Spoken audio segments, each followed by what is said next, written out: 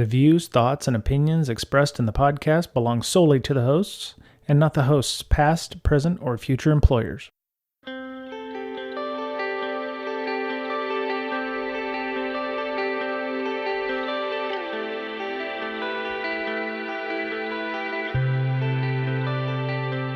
Hello, everybody. Welcome back. It's Brian, Miss Berlin, and Mr. Betcher for Bringing Down Security. Hey, hey. How goes it? Done already? No, we're not done yet already. I screwed up and didn't turn the timer on, so now we're okay. Fastest podcast ever. Bestest podcast ever. So how's everybody been? Mr. Berlin, Mr. Betcher, how you doing? I'll start with Mr. Betcher because Miss Berlin's drinking something. Good. Yeah. Everything's good. No problems? Yeah. All right. No problems so far. We haven't gotten sick with the Very coof. nice. Very nice. We're doing good. Now, So your far, so wife, good. your wife's a pharmacist. Is she, is she considered a frontline worker? Can she go ahead and get the vaccine? I think she can, but right now, they're basically vaccinating. They get a vaccine box of it probably every couple of weeks. Okay. And so they have healthcare workers call in and make appointments and stuff. Oh, But that's cool. pretty soon, I don't know if I mentioned this last week, but pretty soon the second dose will be coming up. So those Right. take priority over the first doses. So Okay. All right. that Cool. million doses, I guess they manufacture 1 million doses a day. Wow. And but then a lot of those are now having to go to the second Right. treatment. Right. Okay. Miss Berlin, how are you doing? Pretty good. Okay. So I'm going to bring our interview in, but I have a question for you, Miss Berlin, as well. So our interview this week, we were supposed to have the person doing the Elasticsearch stuff, talking about creating dashboards and whatever. And then he got back to me and said, hey, my wife would like to go out of town for the weekend, and can we reschedule? So I was like, yes, we can do it next weekend. He's like, okay, cool. So he'll be on next week for those of you looking for the Elasticsearch discussion.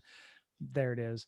The next person I thought of, because I was like, I would really like a good, interview to start out 2021 here. And I thought back in my brain about, And the person that we people. wanted wasn't available. So instead, Oh, no. How dare you? Oh, How dare you? Oh, so what you're hearing is the dulcet tones of Danny Akacki, who is Rando on Twitter. Maybe you know him. No, nobody knows me.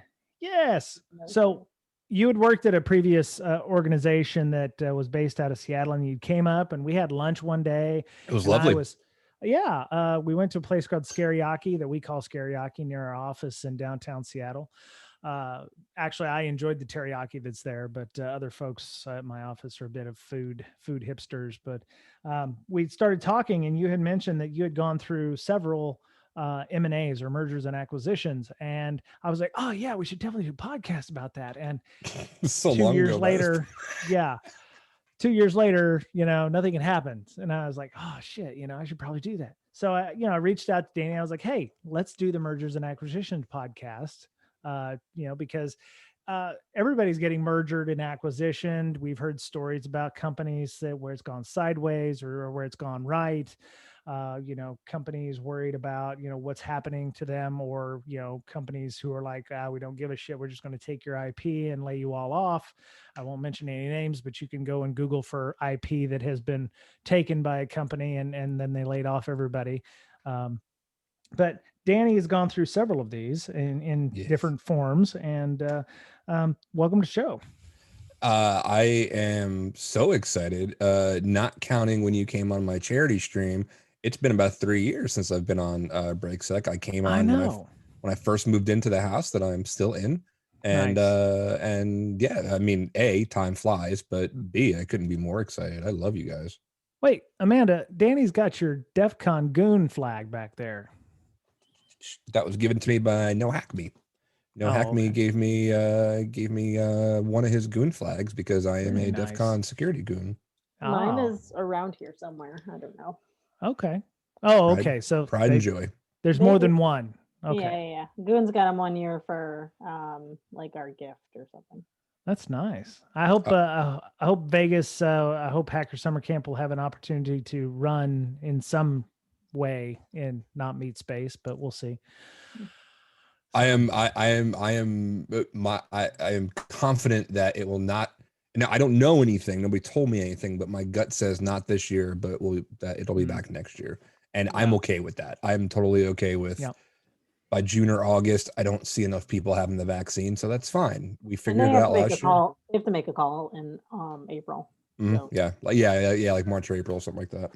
Yeah. One of my nonprofit officers, Wendy Knox Everett, is B-Sides organizer, B-Sides Las Vegas organizer, and they're making theirs in about mid-April. So our conference, Infosec Camp Out, is in the end of August, and it's outside. So I'm hoping that by the end of August, we'll be able to potentially do something. But again, it's going to be up to whatever is going on here in the Seattle, King County area.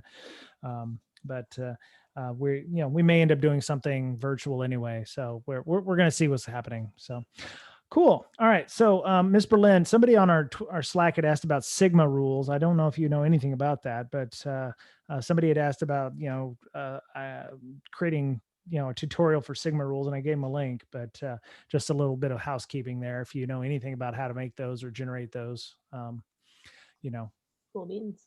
Feel free to reach out, or, if somebody's listening and they're like, yeah, those are really easy, join our Slack and come in and join the conversation about that. So it's in our Blue Team channel. So there's a converter actually that I can paste in there that lets you convert from different standards. Very nice. Okay. So yeah, Blue Team channel's got it. So we'll tell you how to get into the Slack a little later on. So Danny, tell us about the journey, how you got yourself here, your superhero origin story, why we're having you on, etc.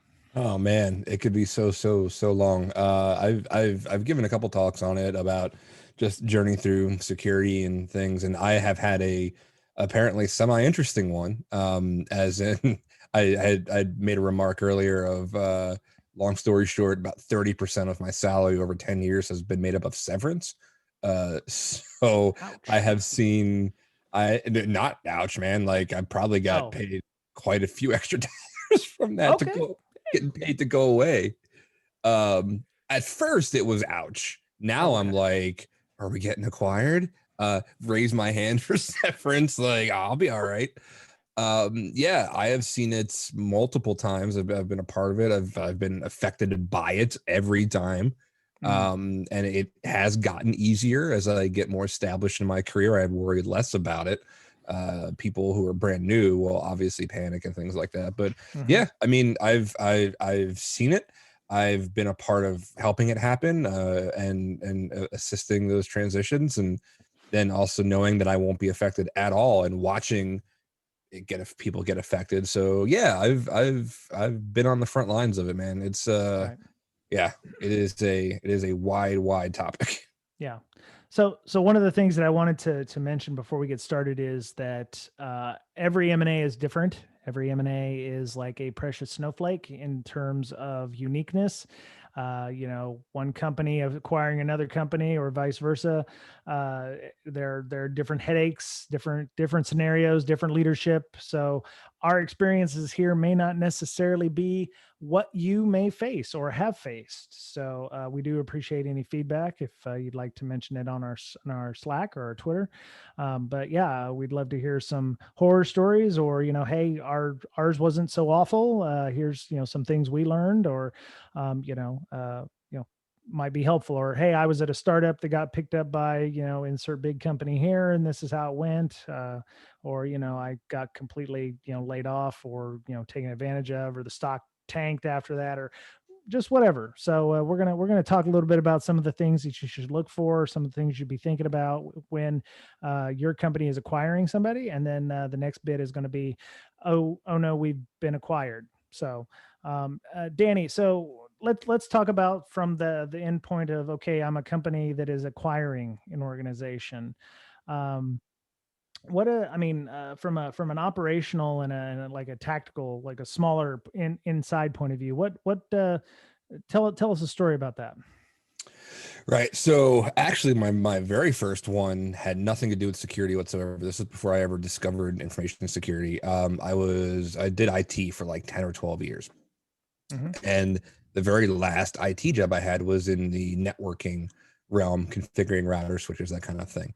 And I actually so I'd worked for this law school for about 5 years, cutting my teeth, and then I started working for a local bank, and I worked in their networking department as one of their senior whatever. And the reason they had hired me is because they had just acquired another bank out near Philadelphia. And I happened to, and the acquiring bank was in Harrisburg, and I lived in this is all in Pennsylvania, and I lived right in the middle of those two cities. So now they wouldn't have to send somebody out there 3 hours. I was right in the middle. I just drive an hour, and that's fine. So I came right in the beginning of the acquisition. Like the ink was still wet. Like no equipment had changed hands. Nothing had really happened. So I got to see a bunch of that planning. I got to see a bunch of that like logistical things as it trickled down from leadership, and all the legal things were taken care of. Now it's time to put rubber to the road and say, now we have to integrate all of these systems, right? And you have two disparate banking systems. So, and if you hear snoring in the background, it's not me. It is my 13-year-old beagle, who apparently is very healthy. You wouldn't know it from the snoring. I just assumed it was Miss Berlin, but yeah, she's like she gets all excited by like M&A talk. She's like, yes, acquisition. How would you know? So it is, then it becomes, all right, now we see, we take into consideration of what systems are they running, like what are we running, how are we going to make these things talk to each other, who does what, who's redundant, like especially in finance you will always have redundancy in any aspect of finance. So then you have to get to know your counterparts, and if you're the conquerors, that becomes a lot easier because you don't have to really worry about anything. Very, very blanket statement, but yeah, I got a chance to see all of that. I got a chance to see like, timetables and see them get adjusted, see them pushed up, see them pushed back. And then I was legitimately literally in the middle, because I remember it stressed a whole bunch of things about systems going down in the middle of the night. And of course, call Danny. He's the one in the middle. Go send him. And then I have to know their systems intimately. And I know nothing about financial systems at that point, but now I've got to learn. So yeah, there's a bunch of considerations, and it's constant. There's always something new. There's always something you didn't foresee, you didn't think of, that's going to pop up, because the most important thing about these things is that the business is still running through all of this. It doesn't stop. It doesn't say, hey, time out. We got to like join everything together. So how do you keep that running and keep the lights on and try to make this as seamless as possible? So I guess the first thing that, you had to look at was, for the acquiring company, being, bringing them in was the trash, so to speak, their network, finding the skeletons that you have to worry about, because you've got your own anchors and stuff in your own environment, and now you're taking on yet another company's detritus or technical debt or whatever it is you want to call it. If they're software, you're looking at dealing with their customers as well. And this is all before it's formally announced, I would imagine. There is a period where M&A is occurring and they haven't been told, or people haven't been told. So how did the communications get handled at the first one that you went to? Was it a positive thing, or was it the CEO saying, well, this is a good thing for us, and being acquired by Umpty Squat Incorporated or whatever? How was the communication there? So for that one, I do remember it, and again, this is back in 2009, like 2009, so quite a bit ago. I do remember it being a mixed bag. I remember, of course, as the conquerors, right? We were all like, this is amazing. We're growing, everybody's family, and blah, blah, blah, blah, blah. And then, of course, since I'm one of the only ones that actually gets to go to these other locations, these other branches, then you see like these people are unsure, or they're maybe a little bit angry because like we were the upstart, right? And this bank was very well established. It was still very much local in the greater like Philly suburbs, but they'd been around for 200 years. They've been around for a very long time. So now you're not only fighting against, you don't know what their tech is like, but that culture too. I can tell you, in the main line in Philly is one of the richest parts of the entire country, and there are definite cultural things to take into account of like, who are you? Like, we never even heard of your bank, and then they're embarrassed that they failed, or they embarrassed that they had to get bailed out. Like, this wasn't like a mutual thing; they were in trouble. That's why we bought them. There are mutual things like startups where that's the natural course of things, and like in tech, and you build to be bought. Right? I don't care who you are, you build to be bought. In finance, it's very much like, the conquering pirates, and that can cause a lot of friction. So we were very jovial. I mean, our leadership was jovial. The other leadership was not, and they were a little combative, and the employees were a little combative. And then some employees knew that their leadership was complete crap, and that's why this happened to them. I think a few of them went to jail. Wow. Yeah, because they failed because their money was missing, or like things weren't being run right, and things like, or at least there were charges or something like that were kind of buried or whatever. So there are all types of reasons for these things to happen, and you hear all of them, and you hear all the conjecture and things like that. And again, you still gotta like go and do your thing and fight around it. And that's how I really learned to be really good at being face to face with people, being really good having to speak to all levels of power, right? So there's another consideration too, especially if you're on the front line, especially if you're in tech, if you're in security, if now you are responsible for securing two disparate ecosystems, is you're going to be talking to not only the hands-on keyboard front line, you're also going to have to coordinate with their leadership, and you're going to have to tell them why their baby is ugly and how ugly their baby is. Yours might not be that much better looking, but it's got one less, it's got both ears. The other one's missing one. So uglier. And not only are you somebody new, they might not really want you there anyway. Right. They might, and now they're wondering about their jobs and vice versa. So I in a lot of ways, I am thankful that the first one was a bit more on the acrimonious side, because it prepared me for other ones down the road. And as nervous as I got when I was affected by them too. And then there's a whole other side to the story that shortly thereafter, we only acquired this bank because we wanted to get acquired.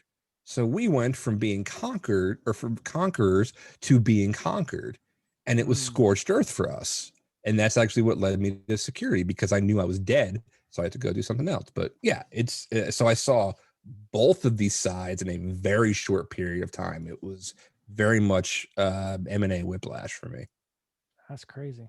Okay. Oh, dude, yeah, it's insane, and that set the tone for, turns out, my security career too. So there's a theme apparently. Nice. You just have a knack for picking. I am a punching bag. Yeah. So wherever Danny works, we know is going to be either acquired or going to conquer and acquire folks. Yeah, who's gonna acquire your current? No, everything is fine. I know nothing. He's the Alex Stamos of mergers I do not and speak acquisitions for anybody except myself. Yeah. So I've been a part of a lot of acquisitions, and I see the acquiring company say, we bought you, we own you, you will do what we say. Okay. And it's for both of our best interests if you just do this. And then I've seen them go like, okay, we're going to work with you, whatever you think's best. Let's try to get these goals accomplished. And then I've seen the acquiree push back a lot. They think they're special, and they have their world built that they think is great, and they don't want to change. And then I've seen them where they say, oh, wow, this is cool. We can have access to all these great tools that you have, and these licenses that you have, right? Oh, we get this software for free. Essentially, it's, funny money. This is great. I've seen all of that. Do you find that one method works better? Like, you will do what we say. You need to transition as quickly as possible because we don't want a security issue come up. We investigated your security Sure. and it's crap, and you got to do this now. I rarely see the whole you will assimilate Borg method go over well.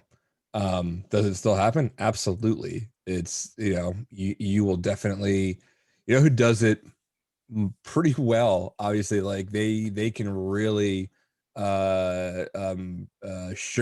the stab wounds is I don't know, can we talk shit on certain companies? I mean, depends on the company. At your own risk. Okay, right. no. Yeah. All right. No, we have a disclaimer, but yeah, probably we'll just a certain technology company or something. Yeah, like that. a certain technology company, Schmamazon, will this certain company came through to the company that I was at and like just really poured the sugar on, but they did it forcefully. Like, take the sugar, like make it go down. We're gonna be nice, but do as we say. They're very You will good. wear the ribbon. Yeah. So, but no, to answer your question, I rarely see the whole screw you, do what we say, go well. But then on the other hand, you see these things enough and you see that those kind of platitudes that they come out, hey, we're all one big family now, and this isn't an acquisition, this is a merger, and blah blah blah. And we're like, nah, bro, like we know. Come on. And and then that's just the thing that they do. This is the spiel, this is the dance, this is the M&A mating dance, and I've seen it 100 times. But no, I've definitely seen it go wrong, and I've seen it applied poorly. That rarely. So if you are part of this, if you are part of whatever these teams are that do the actual M&As and part of leadership, I get that the upper echelons have to do these things, right? Because there's lawyers involved, there's money involved, there's very publicly traded things involved. But if you are listening to this as a middle manager, if you are listening to this as somebody who this information trickles down to, just level with your teams, right? Level with them. Like, you will get the raw version. It's your job to distill it down to your teams. Be honest with them. Just say, hey, listen, here's what's happening. This is good. This is bad. Maybe polish your resume in so many words. I mean, there's ways to do that. Right. So have you seen any like overarching themes when it comes to all of them? Yes, the first overarching theme is that everything is great. This is a good thing, regardless of what the situation is. That is the like, no matter how acrimonious the layers below were of like, I hate these people, or blah blah blah, this sucks, or whatever. There is always a pleasant face on it, right? Like when Amazon acquired ours, it was a big thing that everybody got offers, nobody got let go.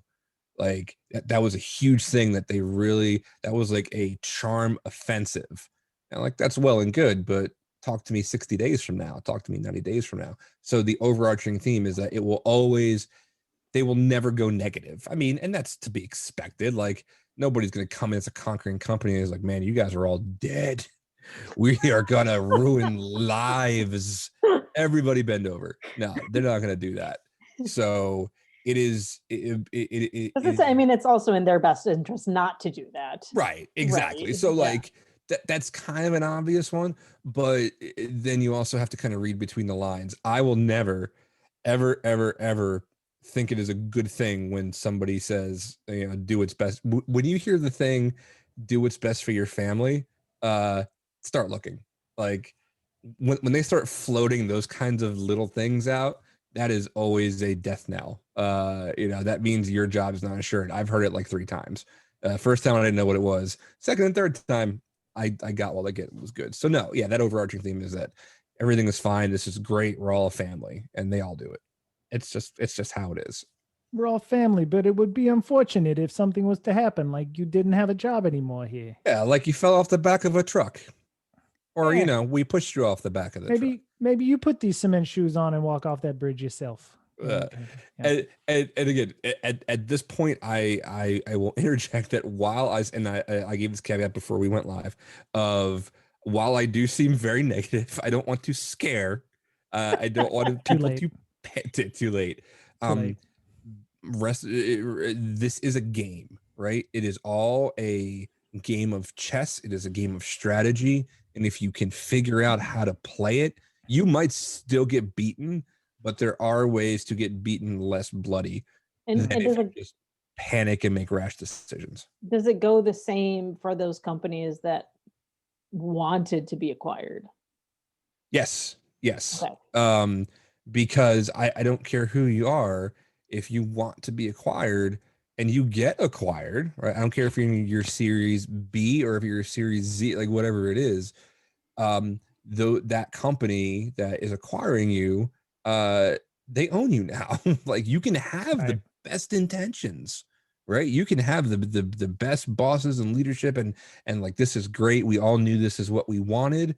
This is our intention. Like the one company I went to, I knew it was their intention to get acquired. And I went anyway, because I already know what the game is. And I was in a position to take that gamble again. So why not? Like, I'll try it again. There is a very fun part of the startup culture and things like that. But with a very couple exceptions, and yet I'm still waiting to see what happens with them, because I still believe this, every startup wants to get acquired, right? At some point, you might have the best intentions and the best, like, we will always be our own thing and blah, blah, blah. You're going to get picked up. But then the reality hits of like, oh, this person's redundant, or oh, this tech, we don't need this part, so now we don't need those people. The road to being reduced in force is paved with good intentions. So yeah, and I to an extent I do feel for those leaderships, right? They built this thing, and good for them. They're getting paid off of it. They do care very much. But at the end of the day, it's all a business. Like, nothing about it is personal. And if you do get riffed, if you do get laid off, if you get whatever, it's probably somebody with a spreadsheet, never met you, never had a problem with you, but you make too much money, or you are a duplication of effort from somewhere else in the company. And that's just the way that goes. So I always stress to keep your eyes open. Right. So, so Ms. Berlin, you work, you're working with a bunch of customers. You must get organizations that are saying, well, we're being acquired by X. What is the process to integrate, detection mechanisms or, security controls on an acquired or an acquiring company? What happens if the acquiring company finds out, oh, this services, that we're buying with this company is actually better than the one we have? Have you ever had anything like that, where it's like, we're going to convert 8,000 machines over to a new system, or, why are we using you? And then you have to explain why this company is a good deal. Yeah, a couple times. I mean, not so much currently with Blumira, but at other places that I've worked for, I've had to not only that, but also like in-depth, like very quick log analysis to tell them if this company that they are still in contract with has been breached or is in the has really bad stuff going on. Like, we've had to do that before, which is okay. I mean, that's, at that point, it's like proving a negative, right? You're like, I don't know, I can't find anything. Right. That due diligence, that's a son of a gun. Right. Like, I mean, here's the things that are wrong that we can see based off of the logs that we have gotten, but like, is this, like, you have no like visibility, right? You're like, I mean, you don't know what you're getting logs on and what you're not. And like that whole thing is really, really weird.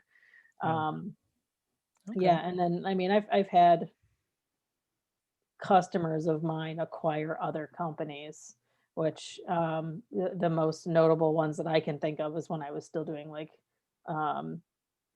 network security stuff. And it was just like double natting stuff because everyone uses 192.168.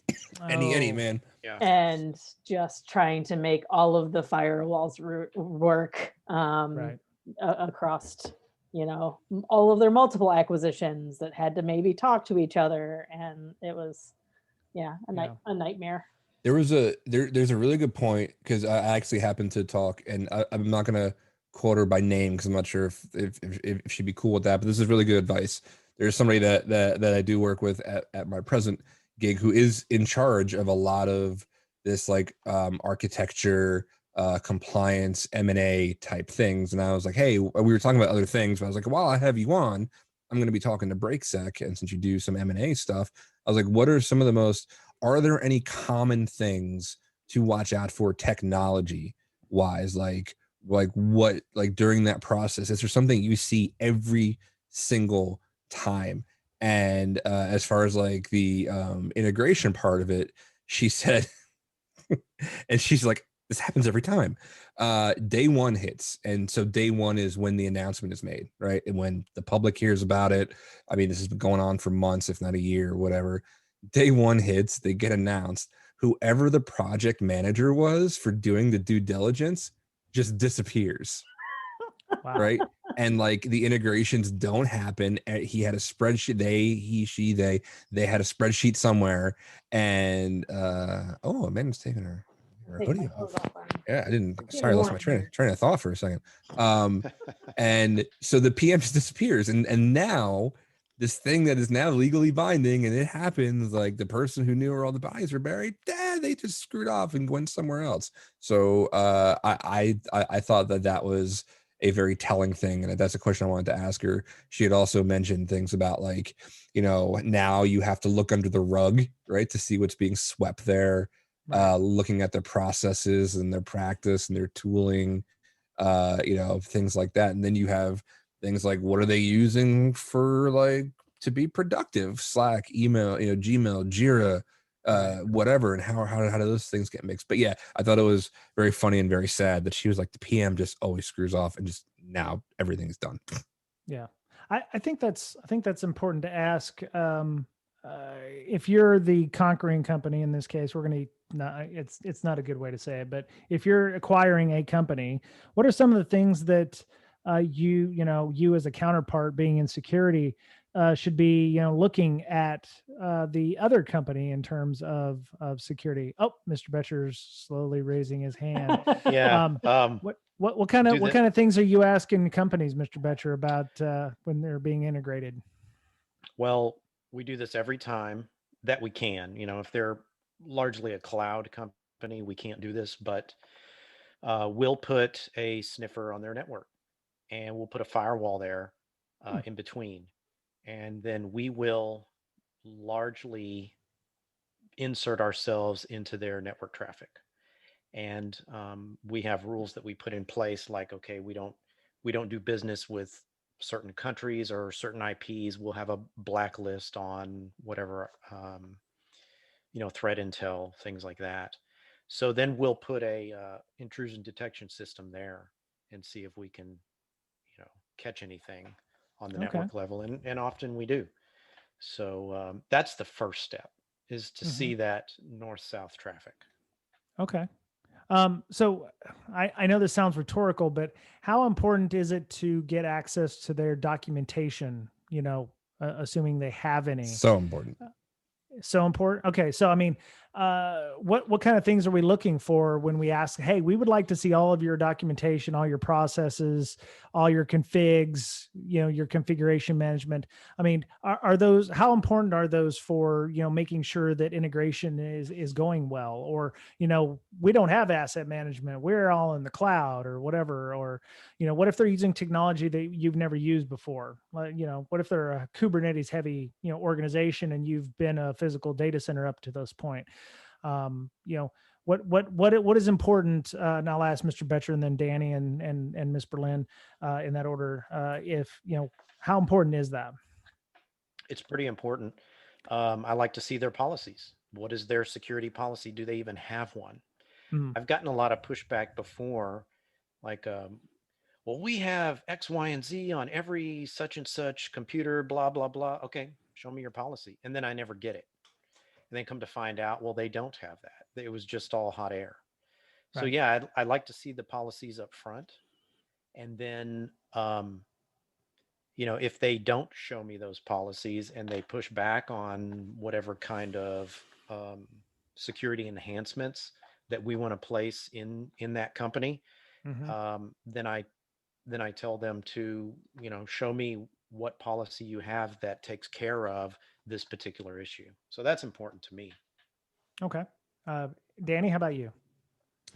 I mean, yeah, it's it it really goes well to be like, show me all the things that you have. And like, I don't want that fire hose, but like I will I think it's super. I'm not gonna guess, right? Like I'm not gonna just be like, well, it probably works like this, or like we, like as Brian had mentioned, going in somewhere during that due diligence and putting some tech out there and seeing what's there. But it is that institutional knowledge that you want to soak up as much as you can before the attrition happens, before the dumpster fires start.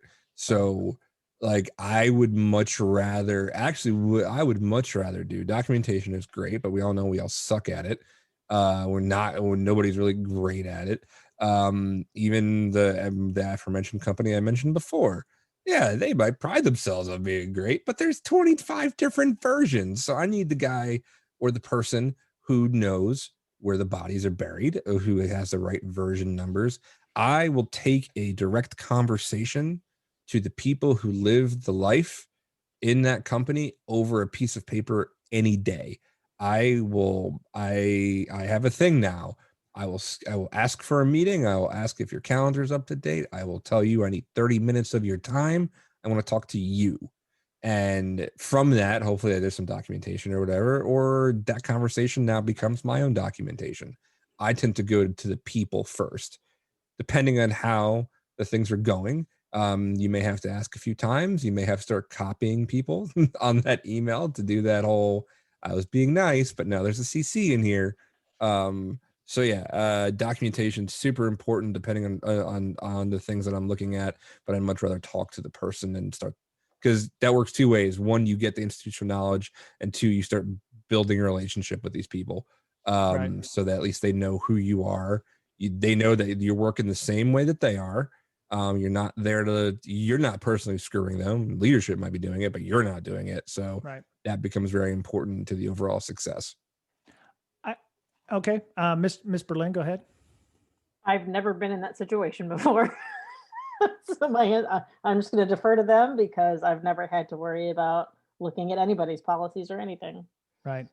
So one of the things that I was thinking of, Danny had mentioned, getting down and talking to people, depending on how senior you are in the organization, if you're an analyst or, you've got even a low level kind of manager thing, those kinds of conversations for me would seem to be fairly important, because what if your management comes back and goes, hey, I know you've been working a lot with the team over there.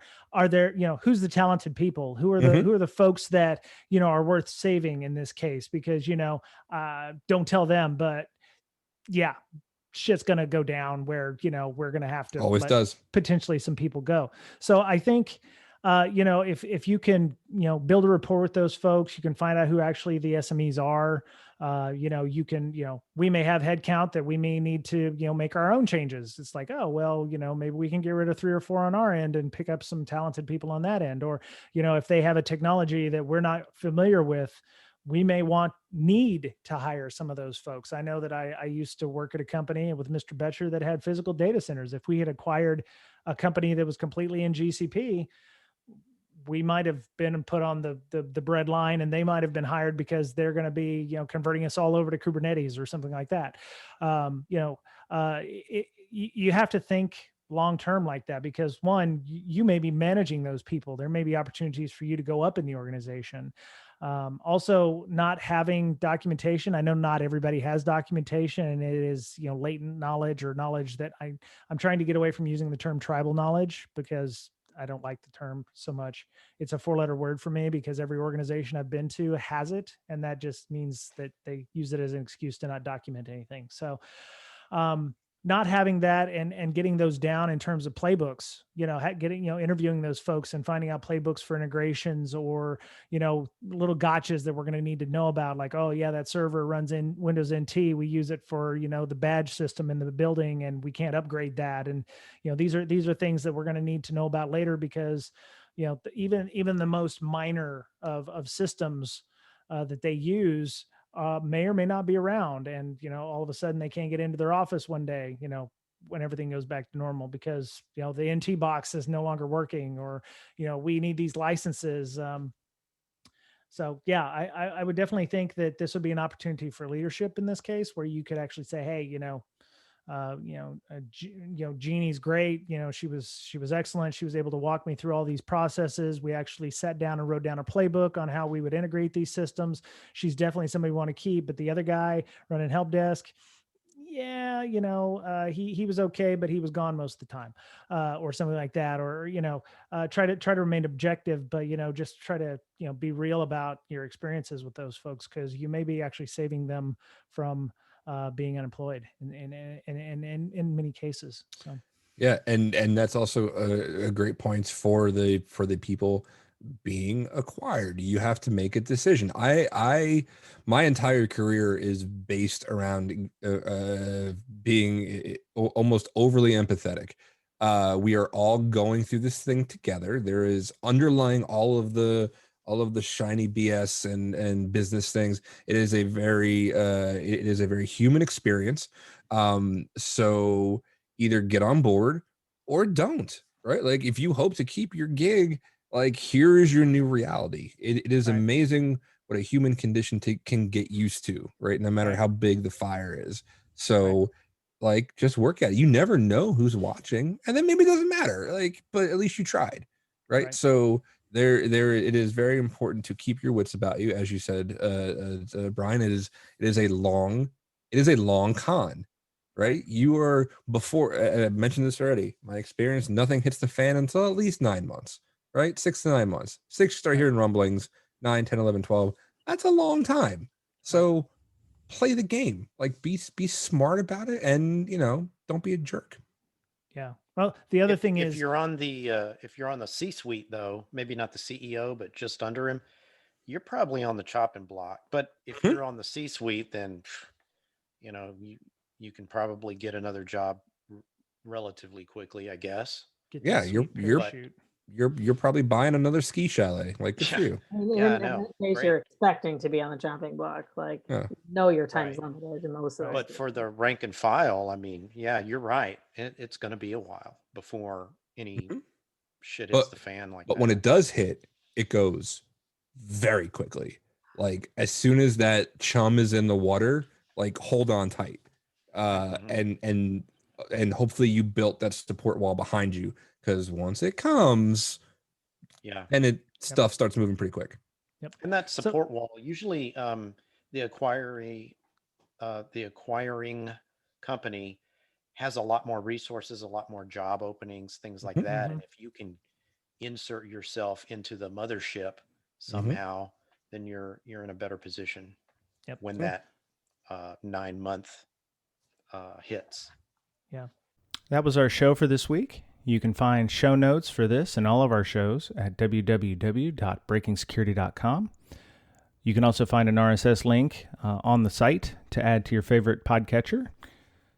You can find all of us on Twitter. Miss Berlin can be found at InfoSyster, INFOSYSTIR. Mr. Betcher can be found at BetcherPwned, BOETTCHERPWNED. And you can follow me on Twitter at Brian Brake, BRYANBRAKE. We have a Slack. Come join us on our Slack. A lot of great things going on there. A lot of channels of various InfoSec-related subjects. You can get an invite on Twitter by emailing our official Twitter handle for the show at Brakesec, BRAKESEC, or you can email us at bds.podcast@gmail.com. Thank you to all of our Patreon supporters for their monetary assistance by offsetting costs involved in putting out a weekly show. Zoom fees, Libsyn hosting, domain purchase, renewal, equipment upgrades, time and effort building the community we have. We appreciate all of your help and support. If you'd like a t-shirt, stickers, coffee mug, or just to show your support for the show, you can check out our TPub site, www.tpublic.com/user/BDS podcast. We thrive on your feedback. A quick 5-star comment on iTunes or Google Play Store or your favorite streaming service, Spotify, Pandora, what have you, go a long way to gaining us additional visibility. It takes no time at all, and we appreciate your help in spreading the word. That was it for Breaking Down Security this week. Be safe, be well, be kind to one another, take care of yourself because you're the only you have, and we'll talk to you again soon.